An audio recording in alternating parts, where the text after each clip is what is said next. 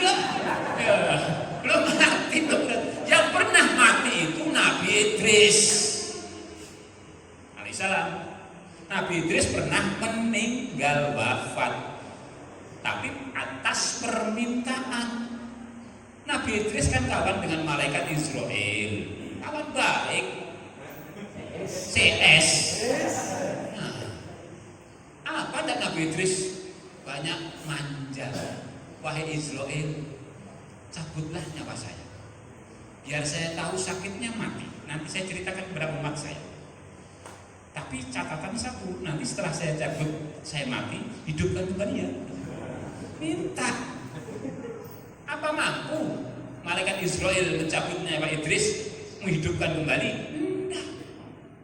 Semua atas perintah ridho Allah. Allah kan maha besar, maha mengetahui, maha bijaksana. Tahu sebelum Israel lapor kepada Allah, tahu apa yang dikatakan Idris. Maka perintah Allah langsung, Israel cabut nyawa dia. Cabut.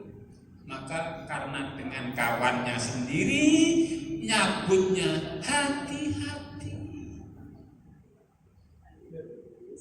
Nyabut kita? Allah alam, nyabut kita kayak apa? Kawannya sendiri akrab. Nabi Idris cabut. Meninggallah Nabi Idris. Setelah meninggal Nabi Idris, susah kawannya meninggal benar. Setelah dicabut tadi. Tapi janjinya tadi minta hidupkan kembali. Allah pun maha mendengar, Allah maha bijaksana, Allah maha tahu, hidupkan kembali.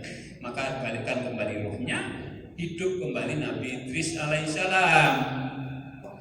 Maka Nabi Idris kemudian ditanya, wahai Idris, seperti apa sakitnya mati yang baru saja kamu lakukan tadi?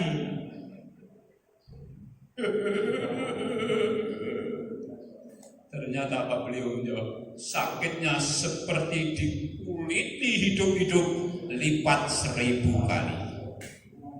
Inna lillahi wa inna ilaihi raji'un. Sakitnya seperti dikuliti hidup-hidup lipat 1000 kali. Bisa bayangkan enggak? Dikuliti kalau motong kambing, motong sapi itu gimana dikuliti? Lipat 1000 kali. Potong-potong. Nyamankah hidup? Nyamankah mati? Ya, berani hidup, berani mati. Semua pasti akan. Ada yang hidup seumur hidup? Saya tadi bilang Mas Senin, mudah-mudahan Pak Imam panjang umur setahun sebelum kiamat baru mati ya. Masa pakai setahun sebelum kiamat? Allah.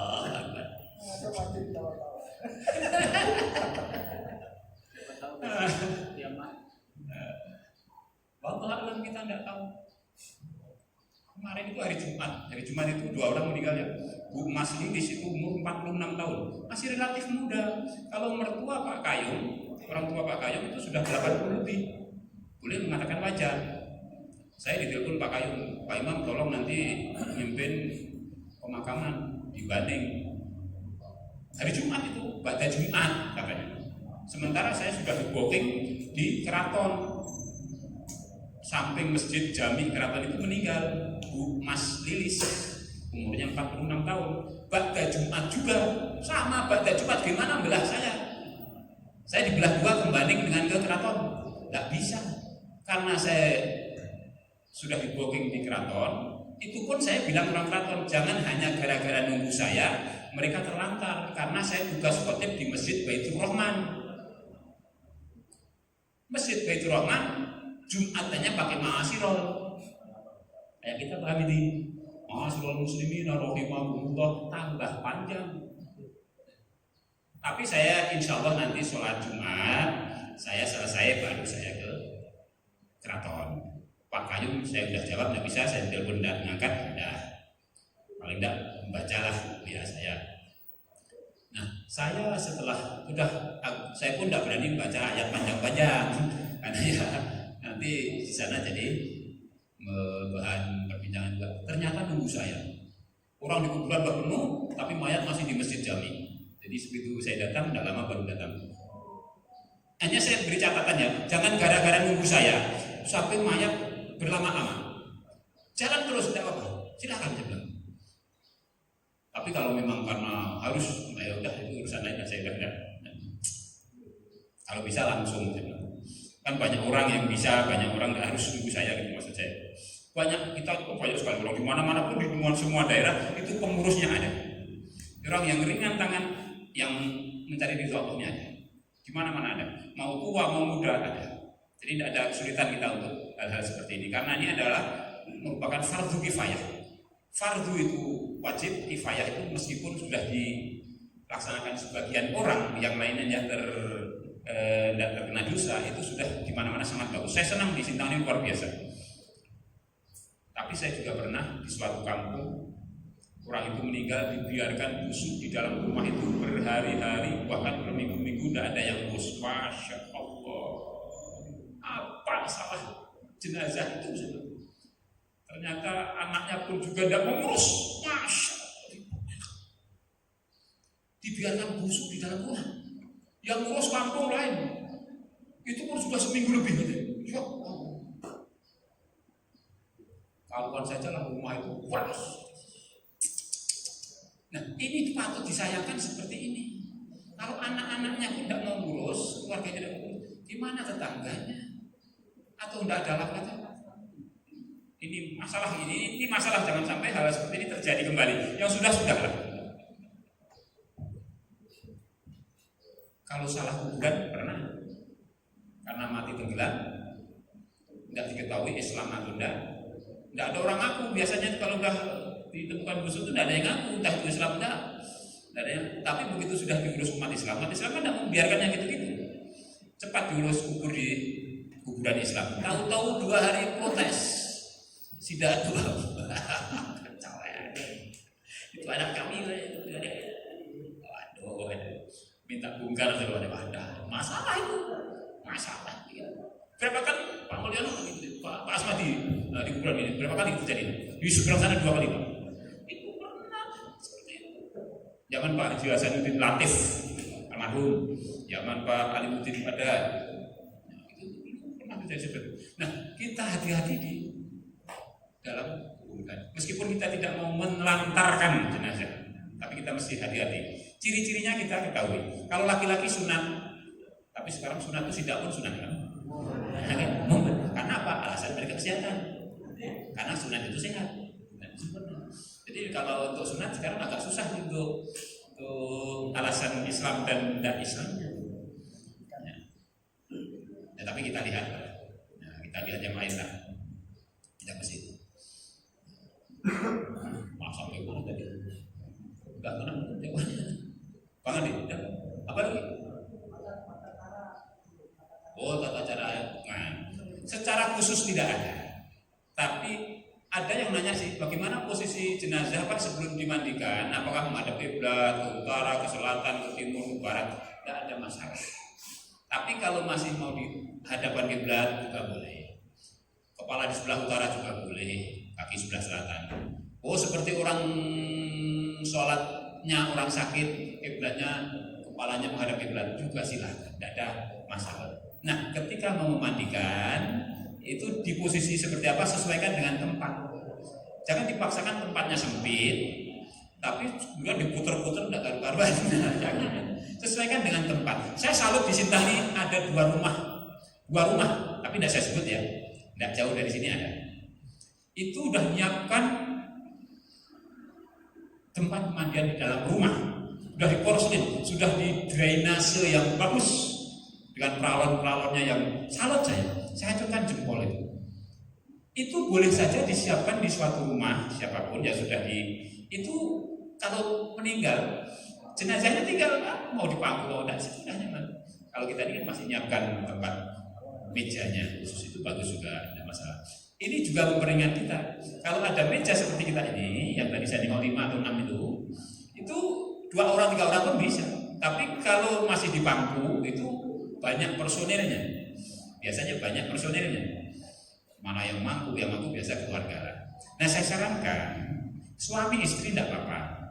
Tapi kalau untuk meskipun ini muhrimnya anak laki-laki, kalau ibunya meninggal, anak laki-laki udah dewasa, sebaiknya tidak usah. Anak yang perempuan. Begitu sebaliknya, bapaknya yang meninggal, anak yang laki-laki lah yang mati. Yang perempuan tidak usah. Meskipun muhrim ya, muhrim anak kan, tapi sebaiknya. Masalahnya apa? Bagaimanapun juga Islam membatasi antara orang tua dengan anak, dengan beda kelamin. Kalau suami istri tidak apa-apa, malahan. Nah, ini. Jadi hal seperti ini harus kita ketahui dan kita ingatkan pada mereka. Mungkin yang ada yang belum begitu memahami hal ini penting. Nah, untuk memandikannya seperti itu, mandi harus tempat tertutup. Jangan mandikan mayat tempat terbuka, ini tidak boleh. Harus tertutup. Dan yang masuk di dalam arena pemandian itu orang-orang yang berkepentingan. Di Sintang ini kan ada mandikan mayat kok nonton. Orang nonton. Masya Allah. Itu bukan tontonan. Nonton bukan mandikan mayat. Perempuan kalau itu.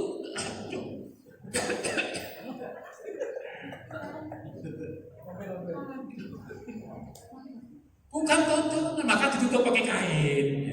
Yang di dalam itu yang berkepentingan saja yang keluarga.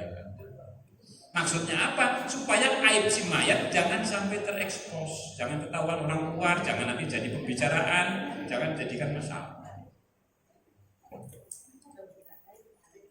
Dan air itu boleh juga pakai terumbung, tidak usah terlalu banyak benar, mubadir. Wah, bisa masuk loh. Masya Allah, terima kasih Badir. Ini belum habis Badir, habiskan dulu Badir. Air yang digunakan pun harus hati-hati, air yang suci. Air suci kan banyak kita di dalam fikih kan jelas. Air lemah itu suci, air sumur suci, air hujan suci. Air yang ngalir lebih baik. Air yang dalam keadaan ngalir itu lebih baik. Nah, air keran boleh, air dari sumur dialirkan pakai boleh. Artinya ngalir itu lebih suci. Tidak mustahil lagi, tidak pegang-pegang tangan yang tadi mungkin kurang bersih, kurang suci. Nah, kalau sudah selesai mandikan bagaimana? Ya mandikan niat minimal Bismillah lah. Bismillahirrahmanirrahim. Nawaitu uslali rofil asgori wal akbari di jalan disebut nama Paijo bin Paino lillahi ta'ala. Boleh. Wah, enggak panjang benar. Bismillahirrahmanirrahim. Saya mandikan banyak. Boleh. Wah, ada mandi 9. Ada. Mandi 9, bukan mandi 9. 9 macam. Mandi 9 itu maksudnya bukan airnya 9 macam, tapi ada 3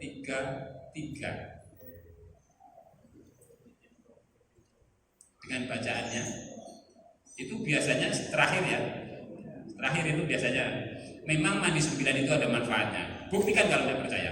Mayat yang tadi agak setelah dimandikan 9 insya Allah berseri-seri, insya Allah. Buktikan ya. Dimandikan air 9 insya Allah mayatnya berseri-seri. Tapi bukan berarti senyum ketawa. Nanti malah takut ya mandikan. Tidak ketawa enggak. Tapi berseri-seri. Beda kan? Mandikan air 9 itu yang kanan dulu, jangan yang kiri dulu. Tubuh yang kanan 3 kali. Ya Allah ya Rahman Rabbana wa ilaikal masir. 1, 2, 3. Ya Allah ya Rahim Rabbana wa ilaikal masir. Yang kiri 3. Berapa kali? Nah, kurang 3. Ya Allah ya Rahman ya Rahim Rabbana wa ilaikal masir. Selesai? Insya Allah berseri-seri. Pak, bagaimana itu ada tangannya begini kok? Mayat, kalau masih baru cepat disedekahkan. Bacakan sholawat. Jangan nunggu lama-lama udah kaku. Kalau masih mati anyar, mati baru saja meninggal, cepat itu. Yang tangan agak bengkok-bengkok, mata agak nengok-nengok gini-gini atas sini. Cepat dibetulkan, matanya ditutup. Allahumma sholli ala sayyidina Muhammad wa ala ali sayyidina Muhammad.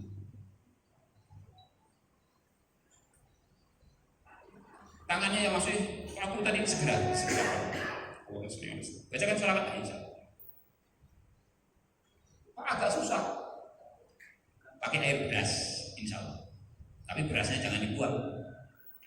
Apa rahasia air beras? Ada yang makan nasi?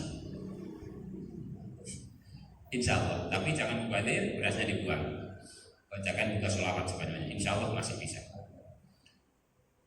Ada orang lokasi meninggal di Ade Muhammad Jun, rumah sakit yang pasar yang dulu. Itu bapaknya itu kalap, membakar istri, membakar anak. Yang dibakar itu ayam. Ini istri anak dibakar. Masya Allah. Sehingga anaknya di rumah sakit di kamar mayat itu kakinya bengkok-bengkok ini, mamanya pun. Ya. Waktu mandikan saya datang dan ngurus jenazah yang posisi seperti ini tidak boleh dipaksakan. Yang sudah seperti ini jangan dipaksakan, patah, menyakiti mayat dosa, tidak boleh. Tadi mati sakit itu luar biasa, matinya luar biasa. Apalagi sudah jadi mayat dipaksakan sampai patah, jangan, tidak boleh. Sebisanya ngurus jenazah itu kita yang ngatur, kita yang ngikuti keadaan posisi jenazah terakhir. Biar bengkok. Kain kafan ngikuti bengkok, tidak apa-apa. Liang lahat ngikuti bengkoknya mayat, tidak apa-apa. Jangan mayatnya dipaksa mengikuti liang lahat. Jangan. Sampai krok-krok potong supaya bujur. Tidak bisa. Sudah kaku terbakar dibujurkan, tidak bisa. Biar di liang lahat gini, tidak apa-apa. Tidak apa-apa. Tidak apa-apa gitu. Tidak masalah. Sesuaikan aja. Jangan patah. Nyakiti mayat. Sedangkan orang yang gali kubur itu nyangkul kepala orang. Nyangkul mayat yang sudah lama di situ. Itu bagusnya, itu yang dipindahkan atau yang baru yang dipindahkan? Nah, jangan maksa dia sudah lama penghuni situ, pindahkan dong buat yang baru. Ya udah lama, itu udah punya sertifikat. Masya Allah. Kalau saya tahu saya suruh pindah cari yang lain. Bismillahirrahmanirrahim. Maka nisan itu kan biasanya pasti kepala. Penggali kubur mesti tahu posisi nisan. Nisan di sini, kita di sini, kuburan kita di sini ada nisan pendek, ada nisan panjang. Itu sudah lazim lah, ada masalah lah. Pendek itu yang antara kepala dengan perut. Ada yang nisannya panjang dari kepala sampai.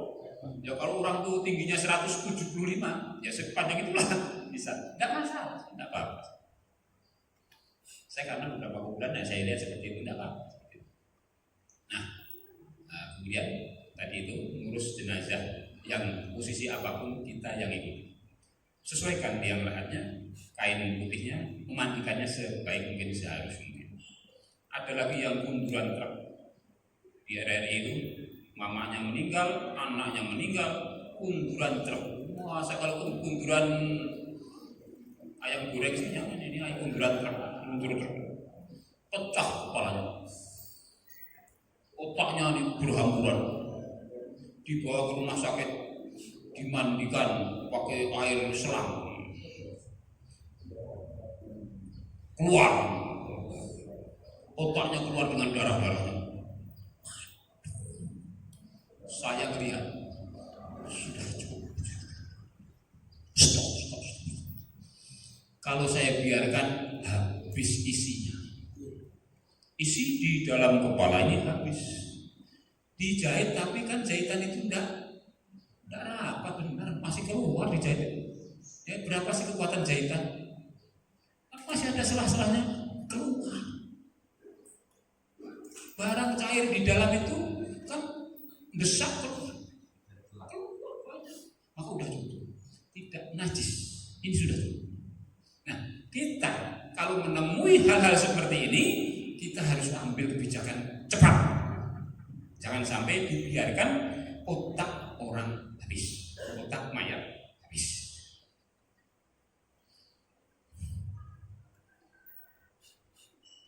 Apa lagi? Masalah umumnya kalau orang Sri kalaupun pakai wudhu apa namanya wudhu jalan, Ya, kita pakai wudhu. saya itu kan pelupa, kan tinggal bagus. Saking banyaknya pelupa saya. Wudhu, saya tadi sudah sampaikan kan, untuk jenazah wudhu itu tidak wajib. Tapi kalau sudah terlanjur mau diwudhukan, jenazah itu niatnya menjadi wajib. Nawaitu ghusla li rafil hadatsy atau niat nawaitu wudhu'a di janazah disebut nama tadi lillahi ta'ala. Sama seperti itu. Mukanya dulu, tangannya wudhukan sampai ke siku, wudhunya. Paling tidak rukunnya lah sampai kaki ini. Telinga seserah. Lengkap lebih bagus dengan sunnah-sunnahnya lebih bagus. Paling tidak yang rukunnya. Tapi tidak jangan dikumur-kumurkan. Bisa. Nanti mayat dipaksa suruh kumur. Tidak bisa. Yang rukun saja. Ya Bang ya? Ada lagi kan? Udah sampai dua nanti kan? Bentar lagi dulu. Atau sampai habis kan? Banyak, naik kan? Cair kan? Makin banyak itu belum nanti prakteknya. Nanti tugas Pak Mulyono. Kan mati nanti kan itu makanya nanti prakteknya. Ya boleh.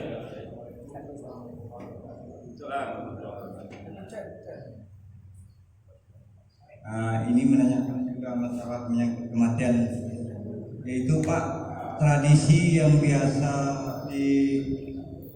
untuk orang kita ini macam kucing itu kan tidak boleh ngelangkah mayat. Itu pertanyaan saya, mohon ditanggapi. Keduanya, kalau mayat itu melewati waktu penguburan menunggu kena alasan tertentu, mungkin dari pihak keluarga atau kematiannya itu ya banyaklah alasan-alasan yang tertentu. Jadi bagaimana menurut tanggapan Bapak? Baik, ada dua poin. Satu, Waalaikumsalam warahmatullahi wabarakatuh. Betul, harus sama-sama bermanfaat. Satu, kucing. Dua, lewat waktu. Masyarakat kita ini kan sudah sudah membudaya. Kalau ada keluarganya meninggal, kucing itu jadi musuh. Kasihan saya nasib kucing. Sampai kucing diikat. Allah, jangan. Oh, dikurung lagi, kucing lagi, banyak makan lagi. Wah, tidak apa-apa kucing. Ya kalau hanya, tapi jangan karena percaya 100% kalau meloncatin mayat hidup lagi. Kalau gitu jarang banget. Banyak biar kucing lupa kita hidup lagi. Tapi juga tidak seperti itu. Ya, mungkin orang pernah menyaksikan begitu kucing itu meloncat, mayat bergerak. Ya kebetulan kucing meloncat di atas mayatnya bergerak. Ya karena apa? Kuku kucing nyangkut kain dia. Kucing kan punya kuku, nyangkut kain tutup dia tuh kain badannya. Ya kok ya bergerak. Itu wajar. Sehingga orang kasat mata melihat itu muncul lagi pada bergerak kucing. Bisa jadi seperti itu. Ya, betul nggak? Bisa jadi. Ya, mata kita kan terbatas. Kita 100% nggak? Nggak bisa kita katakan 100% kita memandang pasti itu nggak bisa. Nggak bisa. Hanya berapa persen mata kita itu bisa melihat fakta ketentuan kita. Sehingga diceritakan kemana-mana, wah kucing harus, jangan satu melompat. Saya melihat sendiri, saya loncat juga. Ya, tapi juga jangan ini juga terus sebarluaskan lah ya, kayak seperti itu lah ya udah. Yang jelas insya Allah tidak ada madorot, kucing tidak ada madorot. Artinya ya kalau mau jaga supaya tidak nyakar, siapa tahu nyakar ya dijagalah. Kalau siapa tahu nyakar muka kan rusak juga, rusak payah juga tidak boleh. Jaga saja. Yang pertama kucing, yang kedua tadi masalah waktu lewat. Nah tadi kan saya sampaikan kita masyarakat Sintang ini sudah bagus loh. Banyak kepercayaan jangan lewat lima waktu itu sudah pelajaran yang baik. Artinya segera mungkin kerjakan, jangan melewati lah. Artinya apa? Sebaiknya kalau sebelum lima waktu itu dikerjakan lebih baik. Kalau misalnya anak yang minta paksa, minta saya untuk ditunggu karena saya sudah bilang tenang, kan sering terjadi itu, belum pernah. Nah, masih di Ngabang. Jangan saya baru belum mandi, minta tunggu. Saya masih di Bandung. Wah, nah, seperti ini. Kira-kira kalau tidak bisa ditunggu di luar provinsi, ya orang tersebut mestinya tahu diri lah, jangan nyiksa jenazah. Makin lama dengan menyiksa jenazah. Masa tega nyiksa jenazah keluarganya sendiri? Itu kalau dia tahu. Makanya kalau jenazah itu perintah Islam dikerjakan segera itu supaya kita terlepas dari beban dan dari hal-hal ekses jenazah itu. Segera dia menghadap Allah. Kalau mayat itu baik, dia pengen sekali dikuburkan. Kalau mayat itu baik, apa kepengen jadi mayat jahat? Lama-lama tidak. Ya, makanya aslinya di jenazah di perintah segera mengurus jenazah ini memang cepat sekali. Itulah bedanya kita dengan orang non-Islam. Kita memang harus segera tangkap, makin cepat makin baik. Tapi juga masih memberi toleransi kalau ada anaknya yang di luar kota, masih boleh tunggu asalkan masih dalam batas waktu yang bisa ditunggu, tidak bertele-tele, tidak berhari-hari maksud saya. Kalau sampai berhari-hari pesawat tidak jelas, apalagi pakai kapal, itu lebih bagus menurut saya. Saya pernah dimintai apa ya, suruh menasihati manusia, orang keluarga. Nah ini kaitannya dengan wasiat. Maka kalau sebelum meninggal dunia itu jangan berwasiat aneh-aneh. Kalau aneh-aneh wasiat kepada keluarganya yang ditinggalkan, itu kalau memberatkan itu juga bukan hanya menyusahkan keluarga, tapi menyusahkan tetangga. Tetangga jadi susah. Contoh, kalau nanti saya mati, anak-anak, kuburkan saya di depan rumah ya, di bawah pohon kelapa, sebelah kanan depan jendela itu. Ini benar-benar terjadi loh. Saya bukan ngomong kosong ini. Saya, Pak Imam, tolonglah nasihati keluarganya tetap bersikukuh, mau dikubur di dalam, di depan rumah, depan jendela, bawah. Masya Allah. Karena amanah, takut, ketakutan. Suaminya takut, amanahnya semua takut. Ada pejabat datang ke saya masih aktif, masih di kantor. Saya tidak sempat pulang, masih pakaian dinas, saya di kantor tidak sempat pulang, langsung pergi ke situ.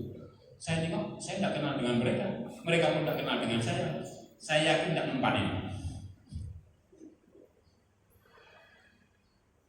Sampai menjelang maghrib, itu nasihat saya, masukan saya, saran saya masuk telinga kanan, keluar telinga kiri. Semua ketakutan. Kawan saya almarhum pun agak tersinggung. Tutup, lihat kau. Udah maghrib, nggak beres. Jadi sampai maghrib daripada sebelum zuhur nggak berhasil. Saya pun katakanlah berkebuih lah. Dah. Ya udah. Saya Allah silakan. Besok pagi anak-anaknya sendiri yang menggali. Jadi ribet. Pak Imam melayat enggak? Saya tidak layak. Tapi kalau disuruh datang ya saya datang, saya tetap datang Pak Insya Allah. Tapi saya tidak layak, saya pun ada urusan banyak urusan lain. Nah, saya menasihati seperti itu, jangan hanya merugikan keluarga, tapi merugikan tetangga. Karena apa? Orang PAM sendiri ngomong dengan saya, Pak, ini posisi jenazah di atas, sementara di bawah sana banyak orang menggunakan sumur untuk makan minum. Ini Pak, tidak hujan saja, satu madorot, ya kan? Satu udah madorot ini. Dua, tetangga situ harga tanah, harga rumah, betul nggak? Belum sampai sebulan ada ngomong dengan saya, Pak Imam, rumah di depan itu mau dijual. Nggak ada yang Pak, dapat bukti dua. Ya, tapi ya udah mau apa, udah terlanjur. Bukan karena kuburannya, mayatnya sih sudah dikubur, udahlah. Ini loh.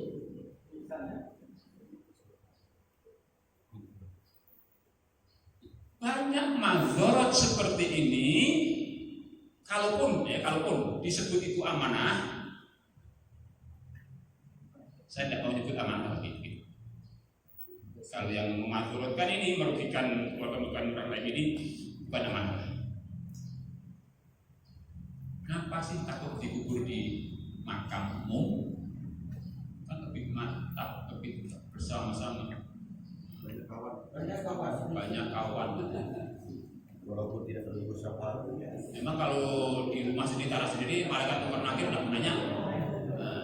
Malah umat Islam saja itu 7 hari 7 malam mendapat pertanyaan malaikat mungkar nakir. 7 hari 7 malam mendapat pertanyaan. Kita ini kedatangan KPK ketakutan.